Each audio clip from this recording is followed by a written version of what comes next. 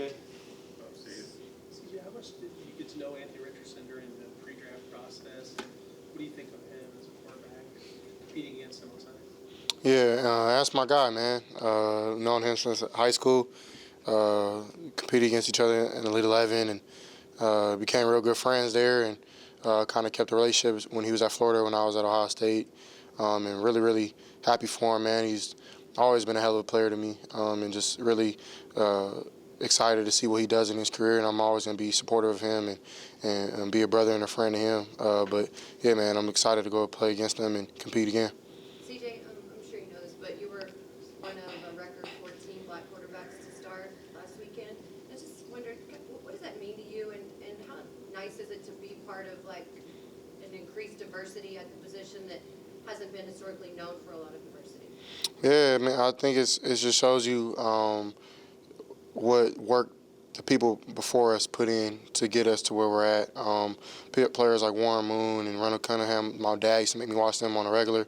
And I remember watching them as a kid and just looking like, okay, like that, you can't play this position, being who we are as our culture. So it was cool to represent that as being one of the 14, and also to go against a great player like Lamar Jackson. And it was amazing. But I feel like now the job is bigger, where I want to be a trailblazer for more guys to come and try to help out many more other kids who look like me, even the ones who don't. I just want to inspire kids and people in general. So I think that's really cool. But I think just as a human nature, I don't really think we should black and white everything. I think at the end of the day, when we're out there playing quarterback, we're going to play at a high level, wherever race you are. But I definitely do think it was pretty cool. How much have you been able to dig into the Colts? What do you think about them in terms of the challenges they present to you on the defensive side of the ball, and also just preparing your second week as an NFL quarterback, your second week in the home opener? Yeah, I'm excited, man. Colts is another great challenge, another great defense that we'll play against. Gus Bradley's a great defensive coordinator. Darius Leonard and 44 are the two linebackers they have that are really, really good. They know what they're doing. They know what they're trying to get done. Of course, DeForest Buckner is a great all-world player. I mean, he's all-pro player, and somebody that we definitely got to be aware of. And excited, man, because that's what NFL football is about. And playing quarterback is about going the next week to the next week, just improving. And that's something I'm looking forward to, is just getting better and better every week. Trying to lead my guys to victory and against a great defense and a great team. And I'm really excited to do that. That second quarter against Baltimore, when things started to seem to come together, what did it feel like, especially after having a chance to look at it? What did it seem like came together for you, and what some of the things you want to build off of? Just getting better, man.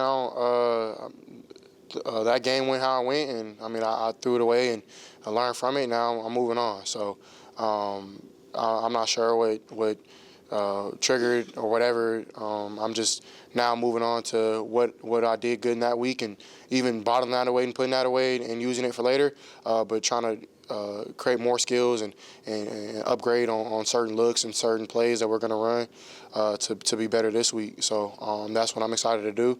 And I mean, it's a blessing to be able to have health and to be able to go out there and play again. And so I'm excited to do that. But yeah, I'm not sure what all went right or wrong in that second half or second quarter, but I know that I'm gonna use what I did right in that game and get better from it, and even what I did wrong, and just try to improve. So I'm excited to do that. It's okay. As you are into the season now, do you have kind of a way to approach each week? Like you say, you might be better from game 1 to game 2.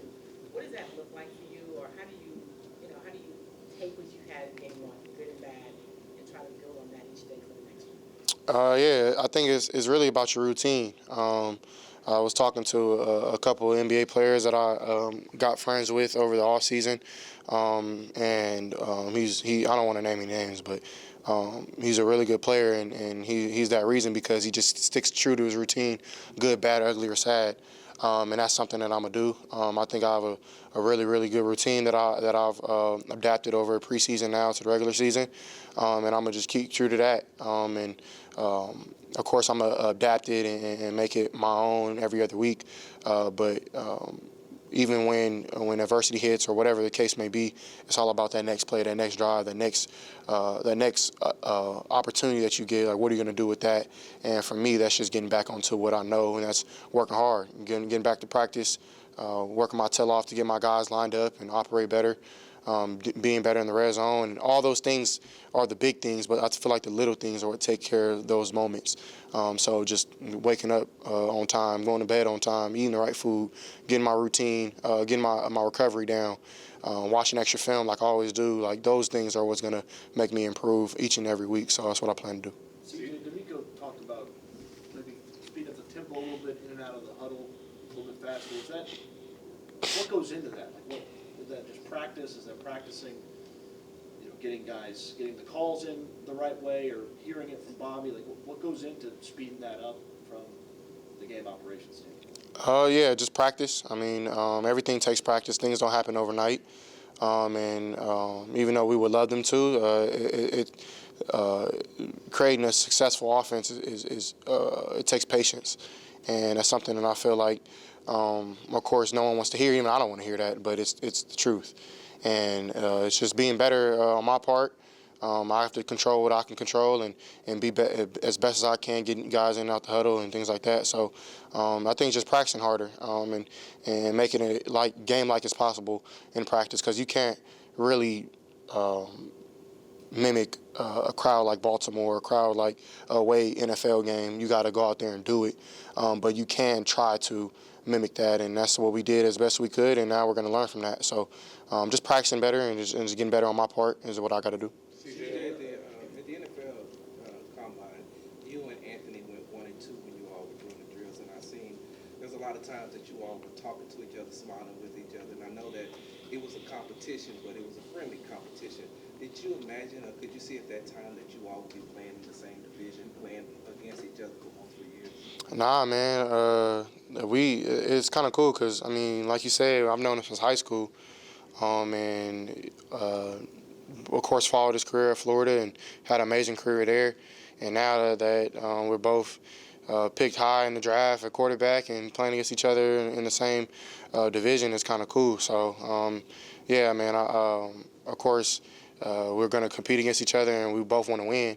And I think that's just shows what kind of competitive nature we have. But I'm rooting for him, and I hope that everything that in his career goes well, except for when he plays the Texans. So, but nah, that's my guy, man. I love him to death, bro. He's a great dude, and he's a good rapper. I heard his little song, so yeah, I like hearing music too. So shout out to my dog Ant, man. But we trying to get him this week. A couple more guys. CJ, from a self-scouting standpoint, what makes Anthony Richardson a dangerous player? I think his tenacity is, of course, all the physical traits pop out. But to me, I mean, he can sling the ball around. He really has a great deep ball. He's very accurate in an RPO game. I think that's very hard to do, is be accurate on top of having a run-pass option, which he does very well. He drives the ball really well, and of course he's very athletic and he's hard to bring down. He's built like a linebacker, but he's running 4.3, 4.4. So, man, that's just he's building a lab.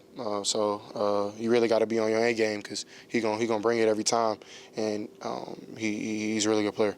CJ, a lot of third down connection with Bob Woods a number of times in week 1. What kind of goes